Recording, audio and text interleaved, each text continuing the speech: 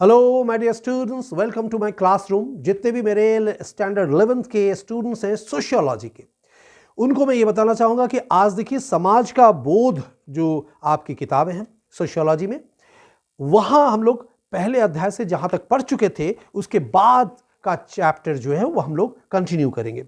और वहाँ पर हमने ये देखा है कि हम लोग क्या क्या पढ़े थे। देखिए, हम लोग प्रतिस्पर्धा एवं संघर्ष जो है आज हम लोग यहाँ शुरू करेंगे। प्रतिस्पर्धा उसकी जो मतलब अवधारणा है उसको हम देखेंगे, फिर आगे चलेंगे संघर्ष, सहयोग इत्यादि जो भी चीज़ें हैं उसको देखेंगे। इसके पहले हम लोग, जो लोग अभी तक मेरे क्लास में नहीं आए हैं, उनको मैं बताना चाहूँगा कि हम लोग इसके पहले सहयोग तथा श्रम विभाजन तक ख़त्म कर चुके थे, पढ़ चुके थे। तो आप लोग मेरे पीछे के जो लेक्चर है वो उसको आप फॉलो करेंगे, आपको मिल जाएगी सारी चीज़।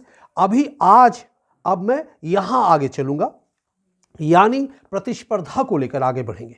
प्रतिस्पर्धा क्या है? अगर यूं हम लोग कहें तो साधारण भाषा में हम कह सकते हैं कि प्रतिस्पर्धा मीन्स हो गया कंपटीशन, जिसको हम लोग कहते हैं ना कंपटीशंस।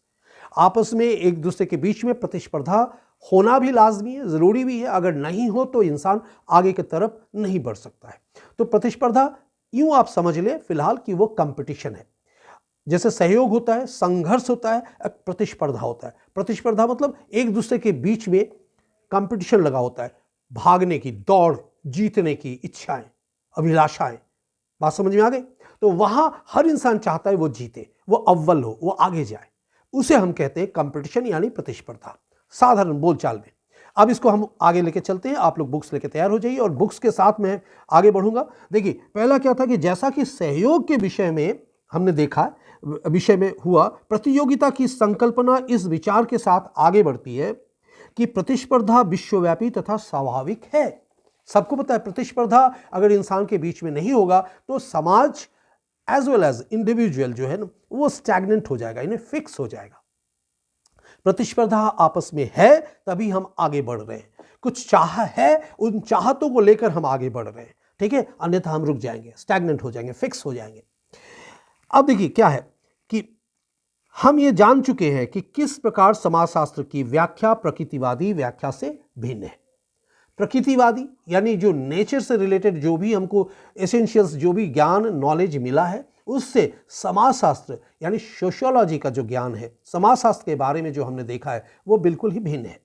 समाजशास्त्र सामाजिक क्रियाओं का और समाज के इर्द गिर्द अंतर्गत जितने भी हमारे पारस्परिक अंतःक्रियाएं होते हैं, हमारे सोशल नॉर्म्स हैं, हमारे सोशल वैल्यूज़ हैं, किस तरीके से हमारे जो यहाँ पर जो इंफ्रास्ट्रक्चर जिसको कहते हैं, जो संरचना है वो किस तरह का है, इत्यादि इत्यादि चीज़ों का अध्ययन करता है, ठीक है।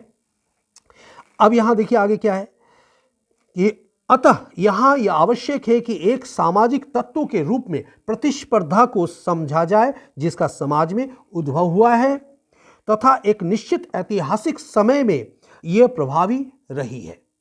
और इसे अगर हम लोग देखें, हमारा इतिहास साक्ष्य है कि प्रतिस्पर्धा ही एक ऐसा वजह बना जहां अगर हमारे ऊपर भिन्न भिन्न लोगों ने शासन चलाया, शासन किया, तो इसका वजह, रूट कॉज जिसको हम लोग कहते हैं ना, तो वो था प्रतिस्पर्धा, जिसके वजह से लोग एक दूसरे के ऊपर रूल करना चाहा, विजयी बनना चाहा। आई बात समझ में? इसलिए इसके पृष्ठभूमि को समझना बहुत ही जरूरी है। उद्भव हुआ है तथा एक निश्चित ऐतिहासिक समय में यह प्रभावी रही है। समकालीन समय में यह सर्व प्रमुख विचार है तथा अधिकतर यह समझना मुश्किल होता है कि कहीं ऐसा समाज हो सकता है जहां प्रतिस्पर्धा एक मार्गदर्शक ताकत ना हो। क्या कोई ऐसा समाज है जहां प्रतिस्पर्धा कभी रहा नहीं, जो मार्गदर्शन हमारा किया नहीं, हम आगे बढ़े? अगर हम सोचते हैं इस रूप में, अगर हम देखते हैं इस तरफ झांक कर, तो हमको कहीं भी ऐसा समाज या ऐसा वक्त नहीं मिला है जहां इंसानों के बीच में या समाज में प्रतिस्पर्धा का होड़ नहीं रहा। यह दंत कथा एक स्कूल अध्यापक जो अपने अनुभवों को अपने बच्चों के साथ अफ्रीका के एक पिछड़े स्थान में बता रहा है। देखिए, अब एक कहानी के तौर पे बताया गया है। यहाँ मूल चीज़ आप लोगों को देखना है कि अभी जो आप लोगों की जो मुख्य किताबें जो है वहाँ पर कुछ स्टोरी टेलिंग यानी कहानी कहकर कहा गया है आप लोगों को। तो कहानी जो है उसको सिर्फ आप समझने के प्रयत्न करेंगे, लेकिन लिखने के रूप में आप कहानी कदापि ना लिखें। कहानी को आप नहीं लिखेंगे, सारांश को लिखेंगे। देखिए क्या कहा गया है कहानी में, देखिए कि वहाँ बच्चों के साथ अफ्रीका के एक पिछड़े स्थान से बता रहा है कि हमारा ध्यान उस तथ्य की ओर आकर्षित करता है जहाँ प्रतिस्पर्धा को स्वयं समाजशास्त्रीय रूप में न कि स्वाभाविक वृत्ति के रूप में समझना था।